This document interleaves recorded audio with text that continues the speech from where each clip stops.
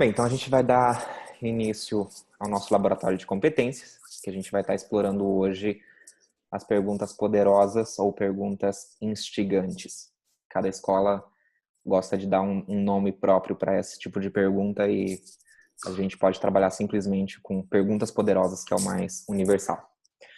Então, eu gostaria de agradecer a presença de vocês, convidar quem não pôde participar do nosso laboratório aqui junto com a gente para poder participar nos próximos.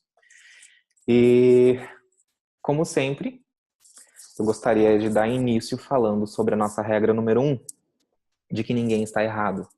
Nós simplesmente vemos as coisas através de perspectivas diferentes. E é muito importante a gente ter essa regra em mente, porque quanto mais perspectivas diferentes tivermos, mais possibilidade nós temos de encontrar o que faz mais sentido para a gente. Então, não invalidar a perspectiva do outro e sim explorar o que existe de bom nessa perspectiva para mim, né? Hoje eu quero convidar também a todos nós sermos muito curiosos, mas curiosos de verdade. E, como sempre, nós vamos estar utilizando o mindset de que as pessoas são naturalmente criativas, cheias de recursos e completas. E para utilizar as perguntas poderosas, nós vamos verificar que isso realmente é verdade. E, por último, essa frase que se conecta com essa imagem que eu gosto bastante, de que nós não vemos as coisas como elas são, nós a vemos como somos. Então, toda a interpretação que a gente tem da realidade, ela está baseada no nosso sistema de crenças, de valores, nas nossas experiências. E não quer dizer que isso seja bom ou mal, é simplesmente a forma que nós vemos as coisas. Para poder melhorar a qualidade dos nossos laboratórios, eu gostaria de estabelecer alguns acordos entre todos. O primeiro deles é em relação a ruído.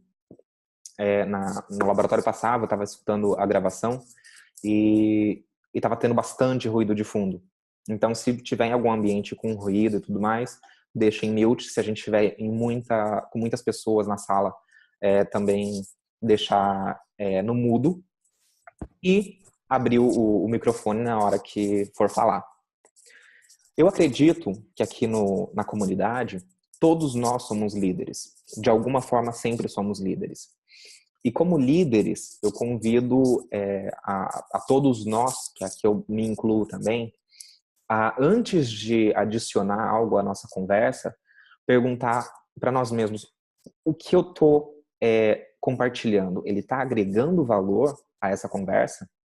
Ou eu simplesmente estou falando algo por falar? Ou estou falando de mim mesmo? Porque a ideia é que a gente possa construir um em cima da ideia do outro, né? E como somos líderes, não é necessário pedir permissão para falar. Quando a gente sentir que tem aí uma oportunidade para poder falar, né, sem interromper a outra pessoa, simplesmente colocar o áudio de novo do microfone e dar a opinião, fazer a nossa pergunta e adicionar a conversa. Estamos todos de acordo com esses acordos? Ruído, controlar o ruído, pensar se eu estou adicionando a conversa ou não com o que eu tenho para falar e simplesmente ter a liberdade de falar, não precisa pedir permissão nem levantar a mão. Bem, então, hoje a ideia é explorar essa competência de perguntas poderosas e instigantes. E para explorar ela, eu quis trazer alguma informação um pouco mais teórica, mas que vai dar muita base na hora de fazermos essas perguntas. A gente entender, desde o ponto de vista científico ou da neurociência, o que está acontecendo com o nosso cliente e como nós podemos ajudar o nosso cliente através dessas perguntas. Então, vão ser perguntas mais conscientes durante esse processo. A definição da ICF é que as perguntas poderosas ou essa competência é a capacidade de fazer perguntas que revelem informações necessárias para o benefício máximo do relacionamento de coaching e do cliente. Então, essas perguntas elas vão estar direcionadas a essas duas áreas. A vida do cliente, ele como pessoa, e também você pode adicionar perguntas do relacionamento de coaching. Né? Tipo, você pode parar e instigar ele. Ok, qual que é a melhor forma de explorarmos isso? Né? Depois que você já tem já um costume com o cliente já entende o trabalho que você faz, as técnicas que você costuma utilizar. Eu tinha um cliente, por exemplo, que eu perguntava para ele, assim, poxa, esse daqui eu vejo que a gente pode explorar dessa forma ou dessa forma. Como você prefere? O que você se sente mais à vontade? O que você acredita que vai ser melhor para você? Né? O que ele se conecta? Para a parte de neurociência aplicada ao coaching, eu estou utilizando esse livro que se chama This is Your Brain on Coaching. Ele foi escrito pela Ann Betts. Ela é uma das pioneiras de neurociência aplicada a coaching. E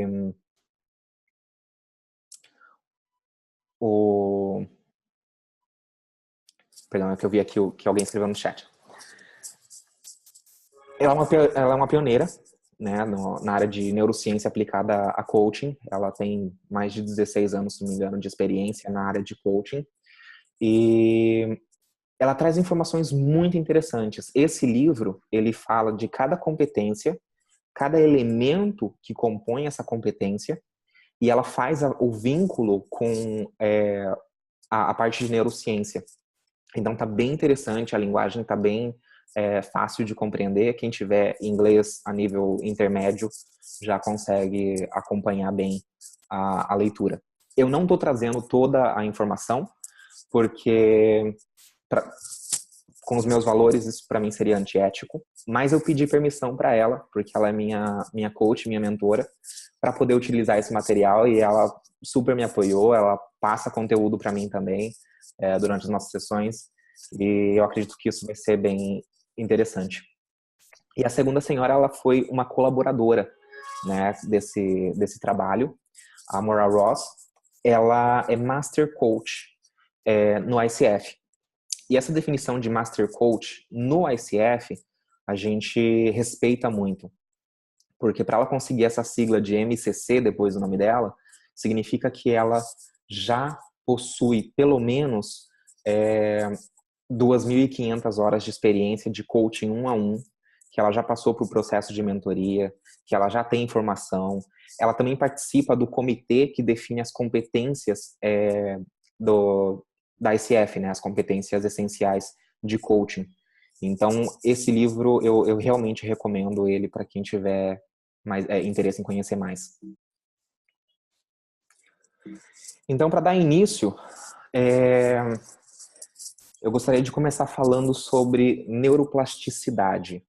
Alguém aqui conhece algo sobre neuroplasticidade? O que vocês entendem por neuroplasticidade? A capacidade de criar novas maneiras de chegar a um ponto.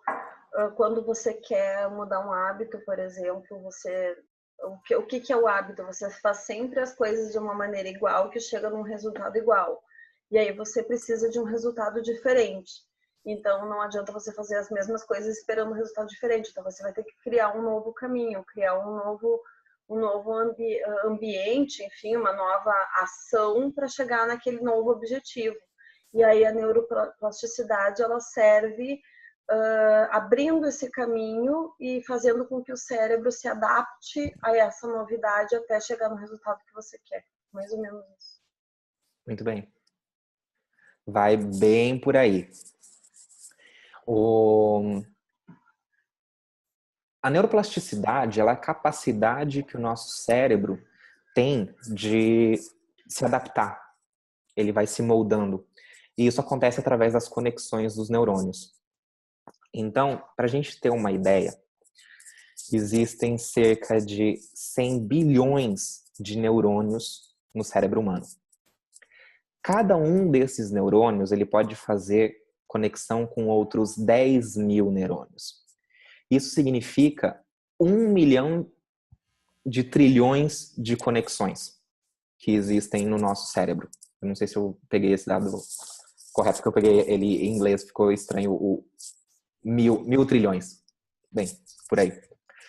Mas então é assim, é muita conexão que existe no nosso cérebro. Cada conexão tem uma função específica. E eu eu escutei essa analogia que eu achei muito interessante para a gente entender como que funcionam essas conexões e por que que a neuroplasticidade é importante no coaching.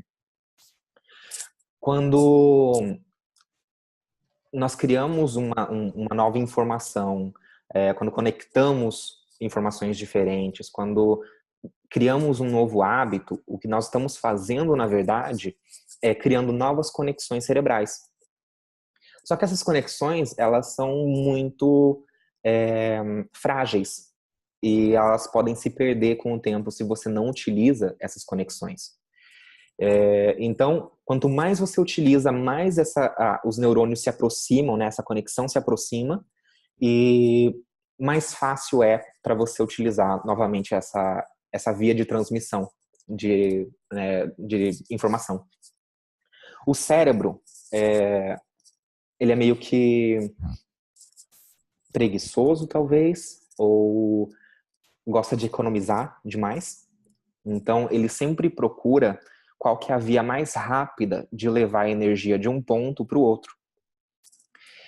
E essas vias rápidas, então, elas começam a criar uma capa de gordura para poder proteger essa conexão. Então, essa analogia é em relação ao caminho. Quando você vai criando um novo caminho, né, igual está aqui na direita da imagem, você vai desbravando, não fica bem definido e tudo mais. Mas quanto mais você vai utilizando, mais claro fica esse caminho. Até que em algum momento ele pode até chegar a ser uma rodovia. E isso é esse processo de neuroplasticidade. A primeira conexão que você faz, ela é frágil, ela não fica bem definida. E conforme você vai utilizando essa nova conexão, ela vai se fortalecendo. Uma das formas de fortalecer essa conexão são os traumas. Quando a pessoa sofre um trauma, ela cria conexões muito fortes. Só que a gente, como coach, a gente não quer traumatizar o nosso cliente para poder ele conseguir ter um novo hábito ou fazer uma nova ação ou ter um novo conhecimento. Então, a forma que a gente pode fazer é meio que imitar o que acontece durante o trauma. O trauma ele é caracterizado por uma emoção muito forte. Então, quando a gente está criando essa nova conexão com o cliente, nós podemos começar a explorar todos os 5 sentidos do cliente.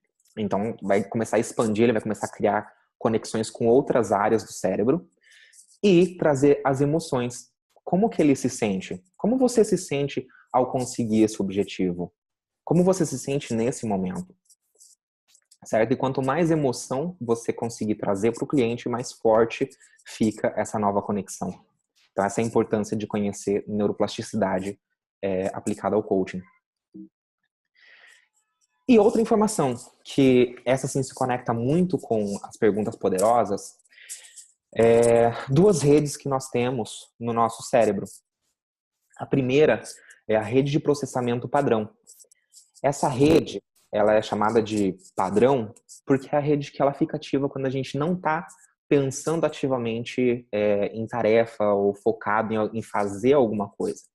Quando a gente está sonhando acordado, quando a gente está pensando sobre nós mesmos, quem nós somos, o que nós desejamos para a nossa vida, quando nós pensamos sobre o nosso ambiente, né? Tipo, o que aquela pessoa está fazendo, o que isso significa, qual a emoção que ela está demonstrando, os pensamentos também de quando a gente volta ao passado e relembra o que aconteceu com a gente, ou quando a gente planeja o futuro.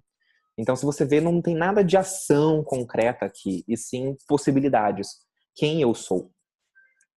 Essa rede de processamento padrão é a rede que nós queremos ativar no nosso cliente. Isso sim é importante, para poder ele expandir as possibilidades dele. Depois de a gente ter expandido essa possibilidade, nós queremos então ativar outra rede, E é importante a gente saber dessas duas, porque quando uma está ativada, a outra está apagada. A outra rede é a rede de tarefas positivas. Então, quando a pessoa começa a falar sobre o que ela vai fazer, o compromisso dela, a tarefa dela, o foco e tudo mais, essas coisas que levam a uma ação, ela começa a ativar essa área do cérebro. A diferença entre as duas no processo de coaching é que a rede de processamento padrão, ela expande o cliente. Ela vai trazer mais possibilidades, mais perspectivas. A rede de tarefas positiva, ela vai começar a fechar. Ela vai diminuir para poder focar em algo.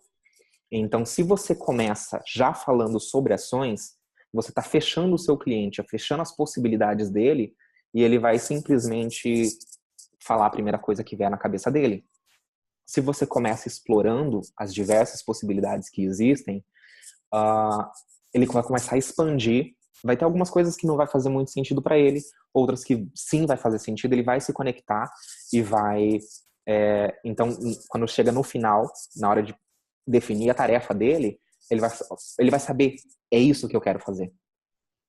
Então tem esse gráficozinho aqui que eu acho bem bacana, porque ele fala que no começo, os 10% do início da nossa sessão de coaching deveria ser simplesmente para limpar o ambiente. Então eu pergunto como que o meu cliente está, como que foi a semana dele, e qualquer coisa que ele precise falar para mim, para poder ele estar 100% presente nesse momento.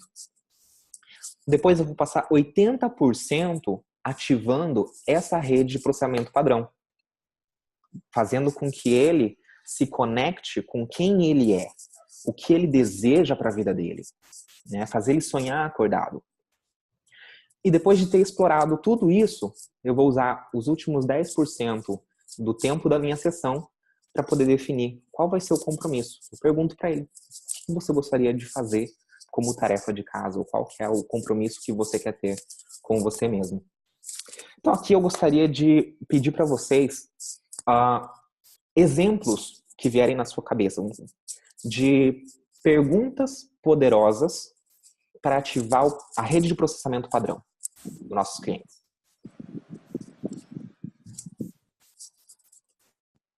Não sejam tímidos. Perguntas aleatórias ou dentro de uma sessão? Não, se você tivesse com um cliente na sua frente, quais são os tipos de perguntas que você usaria para poder ativar a rede de processamento padrão dele? Como ele está se sentindo no momento, no início da sessão. Como você está se sentindo? Como está se sentindo? Está animado? Está motivado? Para saber o estado dele no início da sessão. Pensando que também é memória. Como foi a sua semana? Isso. O que mais? Eu costumo perguntar muito sobre essência, né? Com todas as sessões, independente de ser sessão específica para essência, para aprofundamento na essência, mas eu sempre trago isso. Então, como é a tua essência nesse momento? Como a tua essência se conecta com isso que você está me trazendo agora? Uau. Como a tua essência faria? O que a tua essência diz para te fazer? Qual o caminho que desse A ao caminho B que você está me apresentando? Qual é o caminho que a tua essência indica que você escolha? Nesse sentido, assim. Algo que vem na minha cabeça, por exemplo, é o que é importante para você sobre o que você está falando? Sobre esse assunto? Quais são as possibilidades? Quais são os valores que aparecem aqui? Aqui a gente pode também trazer os 5 sentidos. O que você vê? O que acontece no seu corpo quando você se conecta com isso?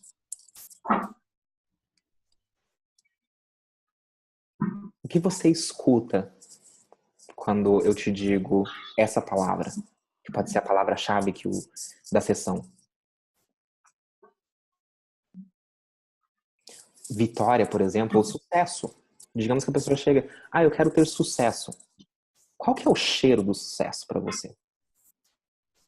Isso tudo são perguntas que às vezes não fazem muito sentido lógico, mas que fazem completo sentido quando você está expandindo a consciência do seu cliente sobre aquele assunto.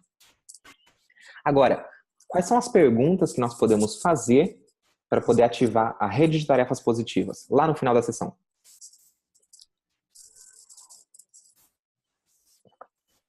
Eu também costumo pegar aquilo que foi abordado na sessão especificamente e perguntar para ela qual é a tarefa, para ele, para o cliente, qual é a ação que ela consegue enxergar, que ela vai conseguir colocar aquilo que foi trabalhado em prática. Então eu conecto aquilo ali dessa maneira, para que a ação que ela vai escolher fazer tenha a ver com o que foi trabalhado. E claro que se for alguma coisa fora, que dificilmente acaba sendo, mas se for alguma coisa fora, aí é perguntar no sentido de em que momento que vai se relacionar com o que está sendo trabalhado, ou por que isso é importante nesse momento, já que não foi trabalhado, esse tipo de coisa assim. Mas para que sempre a pessoa fique enxergando o sentido de estar fazendo aquilo ali. Se é conectado com algum projeto que ela já está desenvolvendo, que tem a ver com um objetivo maior, nesse sentido, assim. Sim. Então, me fala uma pergunta que você faria. Eu sou seu cliente, a gente já fez a exploração, eu já encontrei um monte de coisa. O que você perguntaria? É bem isso, assim, ó, com base no que foi trabalhado hoje, no que a gente trabalhou hoje nesse tema, o que você quer fazer, uma ação prática que você quer fazer para vivenciar isso no teu cotidiano, no teu dia a dia. Essa é a primeira que eu faço. Aí, conforme as respostas, eu vou complementando com outras, né? Eu mudaria um verbo. Em vez de o que você quer fazer, o que você vai fazer. Ótimo. Eu quero, mas talvez não faça. O que você vai fazer, você faz a pessoa agir, se comprometer. Aí a pessoa mesma responde, não, eu vou fazer isso. Então ela acaba a gente induz ela a se comprometer um pouco mais. Sim. No verbo. Sim. Algo que a gente pode perguntar em relação a isso, né, do fazer, qual é o primeiro passo que você quer dar? Qual é o compromisso que você quer assumir com você mesmo? O que você vai fazer? Quem mais? Francisco, Emanuel, podem falar se quiserem. Estão quietinhos.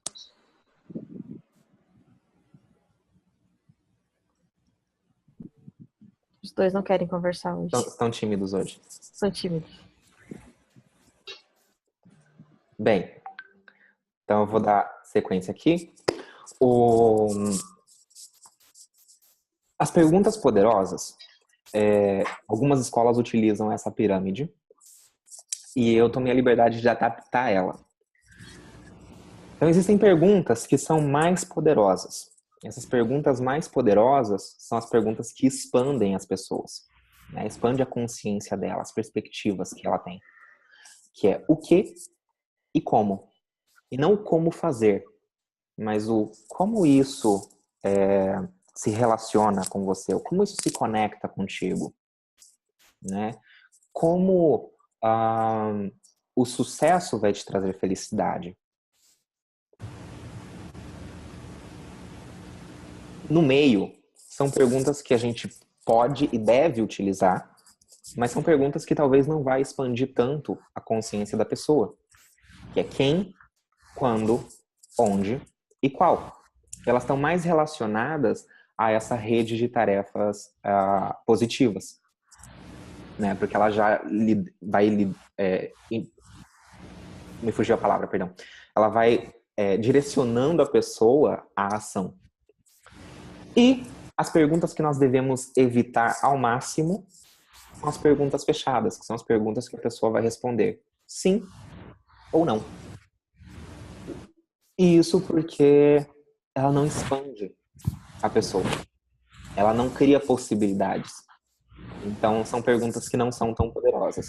Mas elas são perguntas precisas, que a gente precisa utilizar também. Isso é quando a gente está fazendo uma conversa mais logística, quando você precisa de mais informação sobre o assunto, você pode utilizar perguntas assim, fechadas. E tem uma pergunta, que é a pergunta do porquê, que ela não encaixa nessa pirâmide.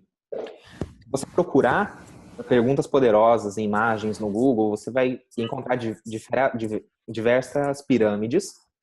E você vai ver que algumas pessoas colocam o porquê lá em cima, com a pergunta mais poderosa que existe, e outras vão colocar lá embaixo, com a pergunta menos poderosa que existe. E isso depende de como e quando você está utilizando o porquê. O porquê, ele tem o efeito de nos colocar na defensiva, de nos fechar. Por que você é coach? Por que você decidiu esse objetivo? É uma coisa que me fechei. Agora, se eu pergunto, o que levou você a decidir ser coach? Então já expande as possibilidades. O que te levou a decidir esse objetivo para você? É a mesma intenção, praticamente a mesma pergunta, só que eu não comecei com o porquê.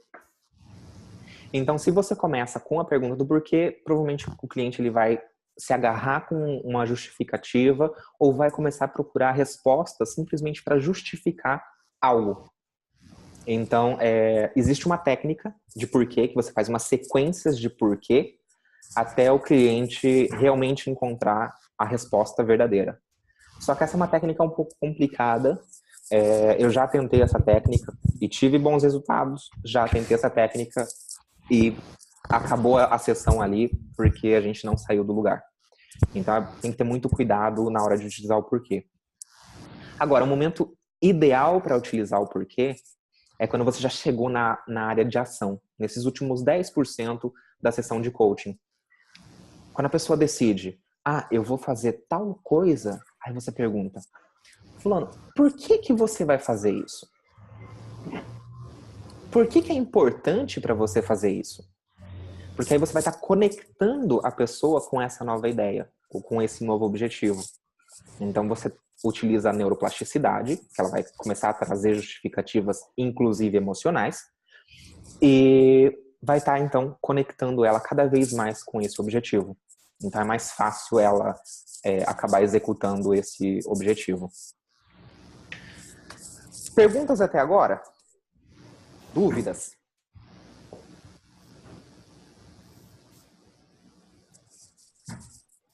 Ok? Então, esses são os elementos que compõem a competência de perguntas poderosas definidas pela ICF.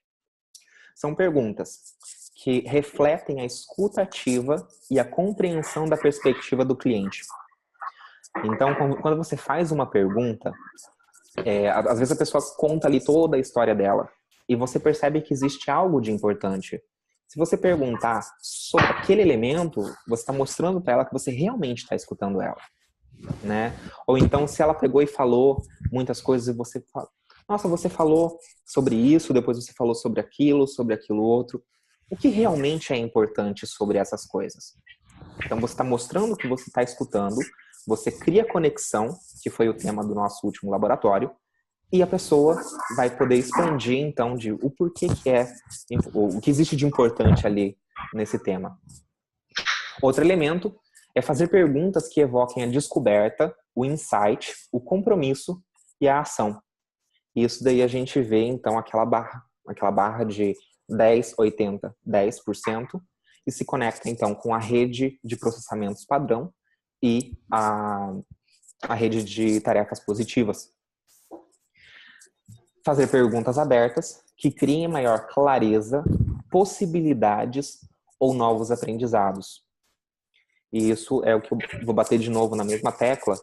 Nós, como coaches, o nosso trabalho é expandir o cliente, é mostrar para ele que existem várias possibilidades. Às vezes a pessoa chega com uma crença limitante e é porque ela está olhando só para um ponto, ela está focada naquela perspectiva. Às vezes explorar outras perspectivas pode fazer ela simplesmente eliminar aquela crença limitante. E aqui, de novo, vamos ativar, então, a rede de processamento padrão, que é aquilo de ficar imaginando coisas, futuro, possibilidades, quem sou eu. E o último elemento é fazer perguntas que façam o cliente se mover em direção ao que ele deseja e não perguntas que façam o cliente se justificar ou olhar para trás. E aí a gente lembra daquela pirâmidezinha que mostra, então, que tem perguntas que vão impulsionar o cliente e o porquê pode frear ele em direção ao objetivo dele.